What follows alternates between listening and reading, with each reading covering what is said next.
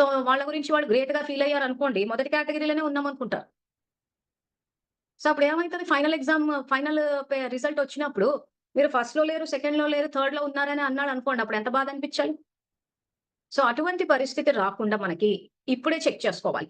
So, ఇలా బాగా 3 కేటగరీల్లో పెట్టినప్పుడు నిజాయితీగా చెక్ చేసుకోవాలి అంటే ఏం చెయ్యాలి? మెసేజ్ పెట్టండోసారి. పద్ధతేంటసలు ఇది? రోజు చెప్తూనే ఉన్నాను దాన్ని. మీకు తెలుసు ఆన్సరు. కానీ ఈ పరిస్థితుల్లో అది పద్ధతి, అది సంకల్పము.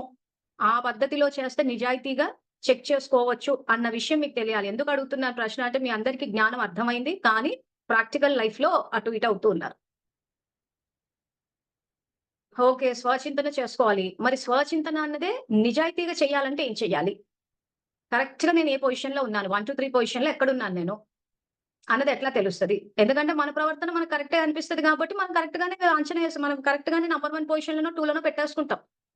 కానీ అది మన అంచనా కరెక్టా కాదని మనకెట్లా తెలుస్తది? మనం అనుకుంటే సరిపోదు గదా! బాబా అనుకోవాలి గదా! సో, కరెక్ట్‌గా నిజాయితీగా ఎట్లా అంచనా వేసుకుంటాము?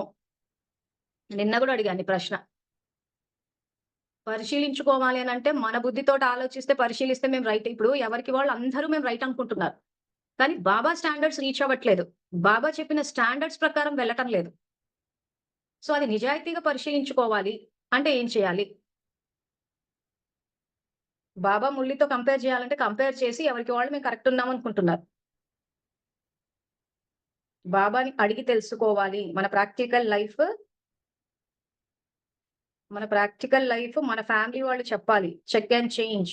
ధైర్యంతో బాబాతో మాట్లాడాలి. సూపర్. మనసును పరిశీలించుకోవాలి. ఎట్లా పరిశీలించుకోవాలి?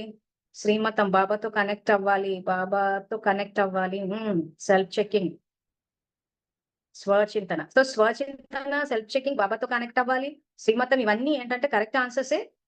సో, నేను ఆత్మని, నిరాకార జ్యోతిర్బిందు స్వరూపాన్ని, పరమాత్మ నా తండ్రి అని కనెక్ట్ అయినప్పుడు బుద్ధి దివ్యంగా అవుతది. కరెక్ట్ నిర్ణయం ఇస్తదది.